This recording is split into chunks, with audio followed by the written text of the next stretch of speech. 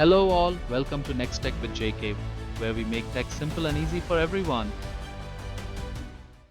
Have you ever wondered how a computer knows what to do when you click a mouse, type a letter, or play your favorite song? Well, it's not magic, it's logic. Every computer follows a sequence of steps to take your input, process it, and give you a result. It begins with input. Devices like a keyboard, mouse, or camera.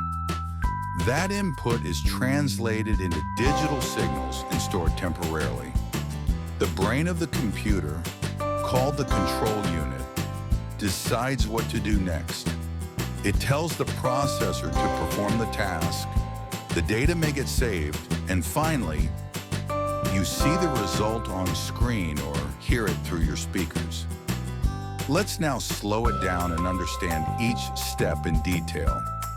It all starts with input devices, like keyboards, mice, sensors, or even incoming network packets. But these are just physical actions. To make sense of them, the computer uses an input interface, also called an I/O controller. It converts the input into digital signals using technologies like USB, PCIe, or memory mapped I/O. Think of it as the computer's translator. Once converted, the data doesn't go straight to the processor. It first lands in temporary spaces, like RAM, an I/O buffer, or directly into memory using something called DMA, direct memory access. This method lets the computer handle input without bothering the CPU. Next, an interrupt controller or polling logic alerts the processor. Hey, there's new data ready. Now the control unit inside the CPU takes over. It fetches an instruction from memory, decodes it, and decides what to do. Should it calculate something? Should it save the data or display it?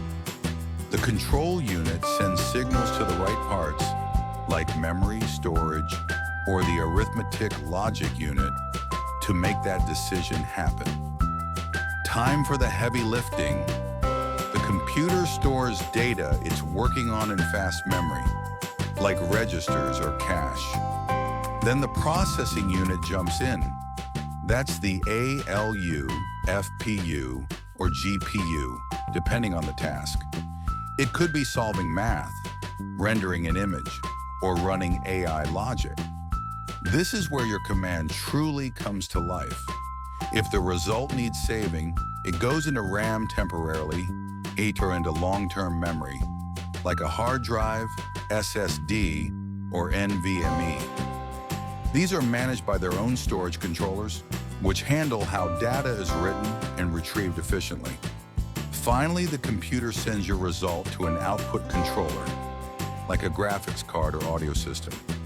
It converts the digital result into something real, a video on your screen, sound from your speaker, or even a printed page. And there you have it, input to output in seconds or less. That's the logical heartbeat of every smart machine. For a clearer understanding, let's examine a real-time example. Welcome to the Magical Bakery, a place where your sweet dreams become real treats. Just like how a computer makes your ideas come to life. You are the customer, and this bakery bell is like your computer's input. You ring it and say, I want a strawberry cupcake with rainbow sprinkles. Meet Miss Controlla. She's like your computer's control unit. She doesn't bake, but she's the boss, planning who does what and when. Chef Processor Pal, it's cupcake time. Now here comes Chef Processor Pal, the bakery's baker and your computer's brain. He follows Miss Controlla's orders to mix, bake, and get the job done. Strawberries? Check. Sprinkles? Double check. Once it's baked, Sticky the storage box keeps it safe, just like your computer stores files, photos, and games. Safe and sweet, just how you like it. And tada, Poppy the output fairy flies in to deliver your cupcake. Just like your monitor screen, printer, or speakers show you the results. Cupcake delivered with extra sparkle. From input to control, to processing, storage, and output, your computer works just like a magical bakery. So next time you use your computer, remember, it's baking up your ideas into magical results. An important thing to note here is, even though multiple cupcake may look the same and baked at same time, the steps to make each one are special and unique. Just like every task your computer does, each cake has its own input, processing steps for getting baked independently to become sweet and yummy cake. Thanks for watching. If this video helped you out, please give it a like and subscribe so you won't miss what's next. Have questions or ideas? Leave them below. I'll reply to as many as I can. For more in-depth tech, innovation, and digital insights, keep watching NexTech with JK. Stay curious and connected. Until next time.